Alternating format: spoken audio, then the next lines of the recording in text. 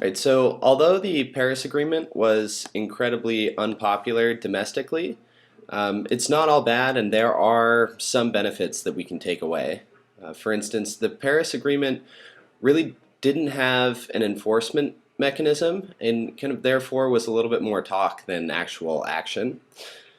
Countries that do adhere to the accord are kind of at a distinct disadvantage due to this lack of enforcement, which will inevitably result in less advantaged countries taking advantage of this opportunity to kind of cheat the system.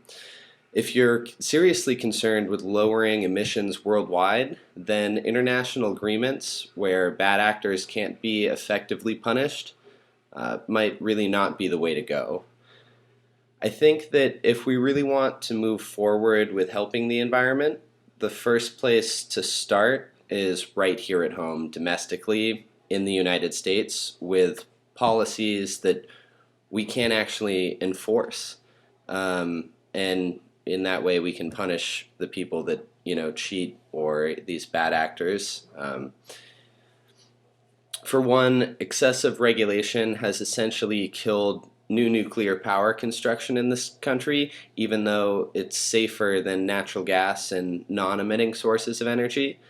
One way to promote this extremely clean source of energy would be to break down those barriers, and that's definitely not something that we're going to accomplish working on international agreements. It's definitely something that we can do right here at home.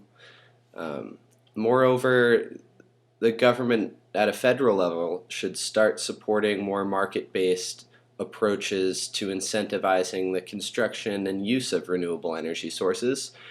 I think we're going to have much more success turning green if it is, in fact, the cheaper option and not just the right decision at a significantly higher price. Property rights also is something that the government can help incentivize. I think that when you have a strong protection of these property rights, the environment becomes more of an asset than a liability to those owners, and therefore there's more of an incentive for stewardship. Um, and then getting back to kind of this more market-based approach, markets and the process of exchange right from the get-go kind of give people with different ideas and values regarding natural resources and where we draw our energy from a way to cooperate rather than fight. And I think that we can all make gains when we're trading and cooperating rather than fighting over these larger issues. Um, and I think that this view of trading could manifest itself in a number of different ways.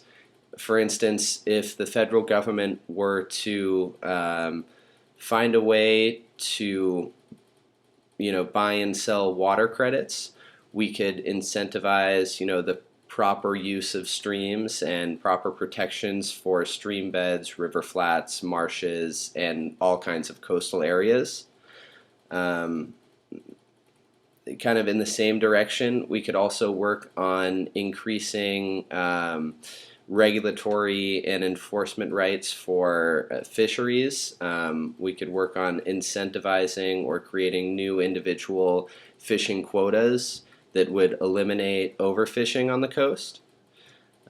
We could also try to entice entrepreneurs to invest in in the environment by aligning business with conservation efforts. We could also start kind of looking at the efficacy of how we manage federal land.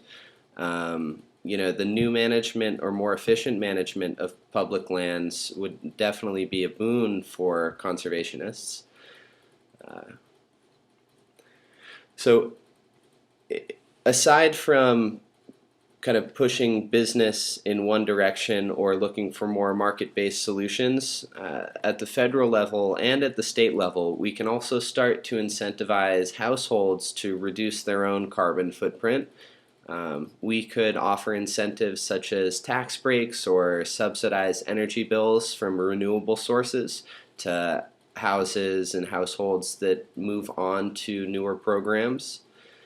Um, and I think the best way to, at the end of the day, to accomplish this goal of less emissions is really to try and change around the marketplace to create that incentive for people to do it individually and not necessarily force them in one direction. If we look at the historical perspective, we saw the explosion of gas prices in the 1970s turn automakers to creating and building much more energy efficient cars, which in turn were much more friendly to the environment. And this was something that happened organically and not by, some larger regulatory body forcing them in that direction.